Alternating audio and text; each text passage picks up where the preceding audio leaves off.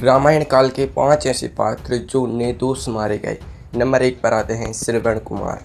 मातृ पितृभक्ति की जब भी बात आती है तो संपूर्ण संसार में सबसे पहले नाम श्रवण कुमार का ही लिया जाता है।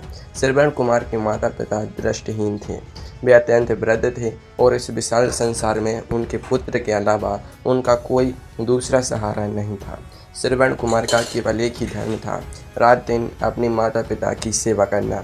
जब उनके माता पिता ने तीर्थ यात्रा करने की इच्छा प्रकट की तो श्रवण कुमार ने बिना किसी संकोच के एक कावड़ तैयार की। उन्होंने अपने माता पिता को उस कावड़ में बैठाया और अपने कंधों पर उठाकर तीर्थ यात्रा पर निकल पड़ी। रास्ते में जब वे घने जंगल से गुजर रहे थे तो उनके माता पिता को तीव्र प्यास लगी। श्रवण कुमार ने अपने माता पिता को एक वृक्ष की छाया में विश्राम करने के लिए बैठाया और खुद जल की खोज में सरयू नदी के तट पर चल गए। उस समय चारों ओर गहरा अंधकार छाया हुआ था। श्रवण कुमार ने जैसे ही अपने मिट्टी के पात्र को नदी के शीतल जल में डुबोया, जल बहने की एक विशेष ध्वनि गूंज उठी। परंतु सोचिए, उसी समय उस जंगल में अयोध्या के राजा दशरथ शिकार खेलने के लिए आए हुए थे। राजा दशरथ को शब्दभेदी बाण चलाने की विशेष विद्या प्राप्त थी। शब्दभेदी बाण का अर्थ होता है केवल आवाज सुनकर लक्ष्य पर बिना देखे अचूक निशाना साधना। जब जल भरने की आवाज़ राजा दशरथ के कानों में पड़ी तो उन्हें लगा कि नदी किनारे कोई जंगली हाथी पानी पी रहा है। उन्होंने बिना सच्चाई जाने अपनी प्रत्यांचा खींचकर वह भयंकर बाण चला दिया। वह बाण हवा को चीरता हुआ सीधे जाकर निष्पाप श्रवण कुमार की छाती में धंस गया। एक बेअपराध युवक जो केवल अपने प्यासी माता पिता के लिए जल लेने आया था, वह वेदना से चीख पड़ा और भूमि पर गिर पड़ा।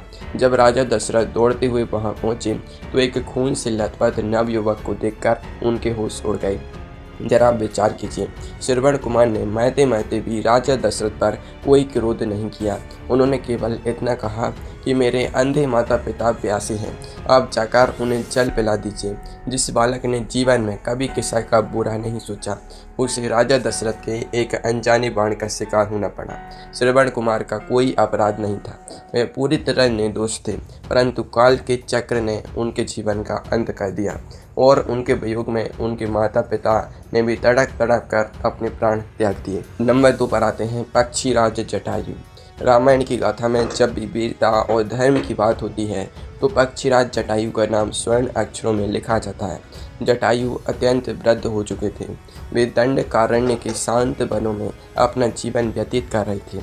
उनका किसी भी राजनीति या युद्ध से कोई संबंध नहीं था। परंतु एक दिन शांत गगन में एक अत्यंत करुण और कातर पुकार गूंजी। वह पुकार किसी साधारण स्त्री की नहीं बल्कि जगत जननी माता सीता की थी। लंका का अत्याचारी राजा रावण छल से माता सीता का हरण करके अपने पुष्पक विमान से लंका उन्हें ले जा रहा था। माता सीता असहाय होकर सहायता के लिए पुकार रही थी। उस समय दूर दूर तक कोई भी महान योद्धा या सेना उपस्थित नहीं थी। जरा ठहरिए और विचार कीजिए।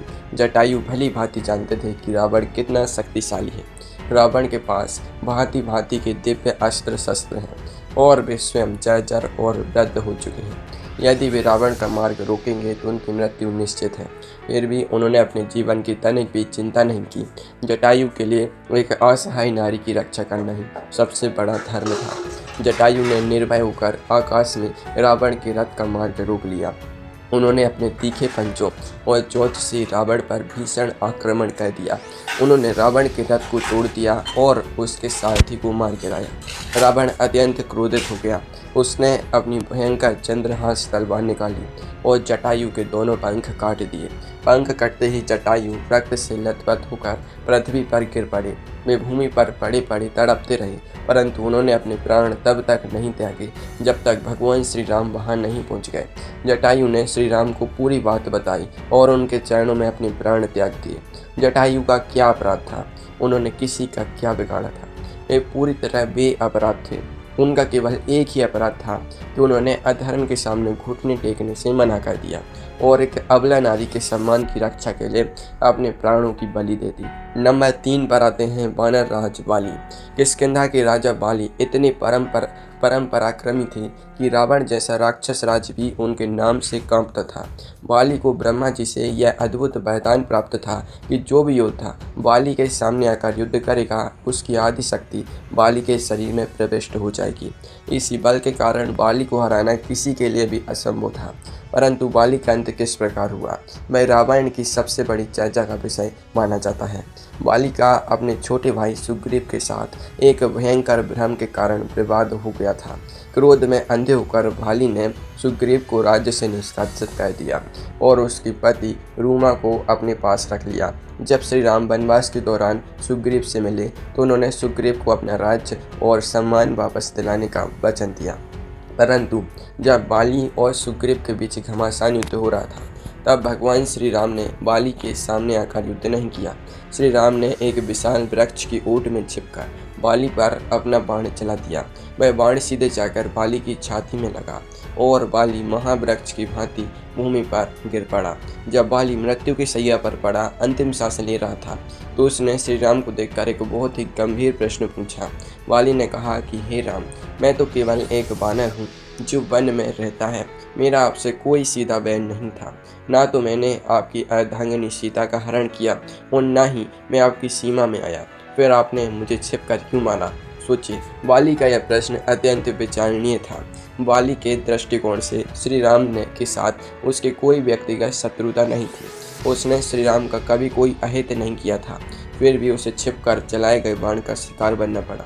बाली का अपराध सुग्रीव के प्रति हो सकता है, लेकिन श्री राम के प्रति उसका कोई सीधा अपराध नहीं था। यही कारण है कि बाली को परिस्थितियों और विधान का ऐसा शिकार माना जाता है जो बिना सीधे अपराध के मारा गया। नंबर 4 पर आती हैं तपस्विनी वेदवती।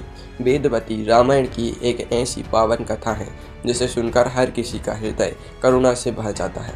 वेदवती देवर्षि बृहस्पति के पुत्र कुशध्वज की पुत्री थी।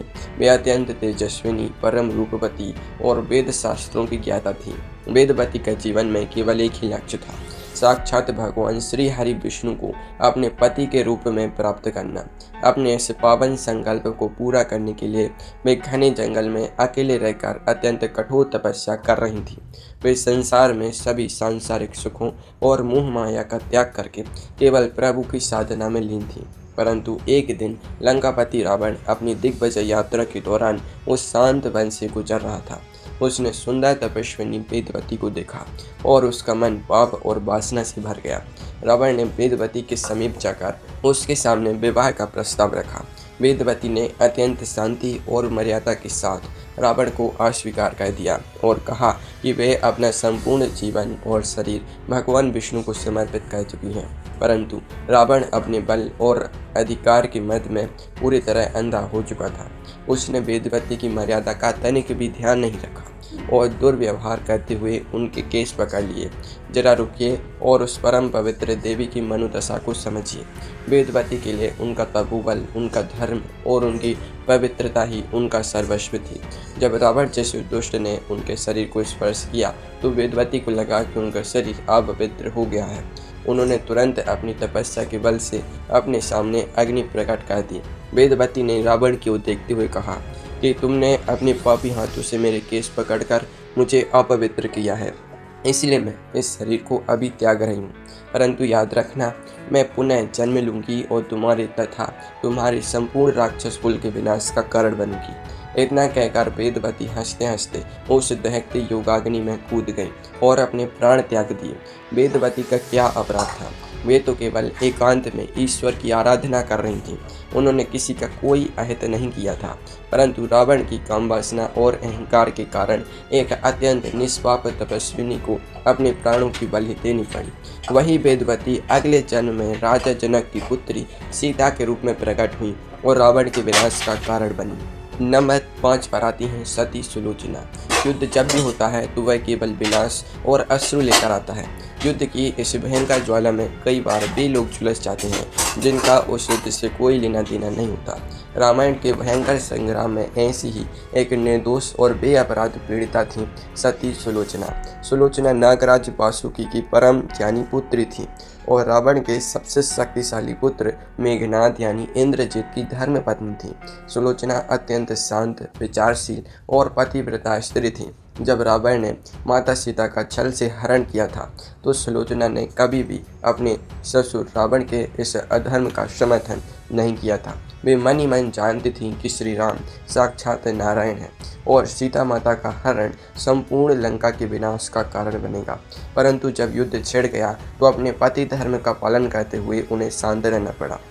जब युद्धभूमि में लक्ष्मण जी के हाथों मेघनाद का वध हो गया तो मेघनाद का कटा हुआ शीश उड़कर श्री राम के शिविर में चला गया। जब यह दारुण समाचार लंका में सुलोचना तक पहुंचा तो उनके पैरों तले से जमीन खिसक गई। जरा विचार कीजिए, एक ऐसी निष्पाप स्त्री जिसने कभी किसी का बुरा नहीं सोचा, जो लंका के वातावरण में रहकर भी धर्म और भक्ति का मार्ग चुनकर जी रही थी, उसका पूरा संसार एक ही क्षण में उजड़ गया। सुलोचना रोती हुई श्री राम के शिविर की ओर चल पड़ी। उन्हें कोई भय नहीं था। उन्होंने श्री राम के समक्ष उपस्थित होकर अत्यंत करुण स्वर में अपने पति का कटा हुआ शीश मांगा ताकि वे उनका अंतिम संस्कार कर सके। श्री राम सुलोचना की पवित्रता, सत्यनिष्ठा और पतिव्रत धर्म को देखकर अत्यंत द्रवित हो गए। श्री राम ने सुलोचना को अपनी पुत्री के समान आदर दिया और मेघनाद का शीश उन्हें सौंप दिया। इसके बाद सुलोचना अपने पति के कटे हुए शीश को अपनी गोद में रखकर चिता में बैठ गईं और सती हो गईं। सुलोचना का क्या दोष था? ना तो उन्होंने सीता जी का हरण किया था, ना ही वे किसी युद्ध में लड़ी थी। वे केवल अपने परिवार के अधर्म और रावण के अहंकार की बलि चढ़ गईं। उनका जीवन युद्ध की उस भयंकर विभीषिका का प्रतीक है जहाँ निष्पाप लोग बिना किसी अपराध के सब कुछ गवा बैठते हैं।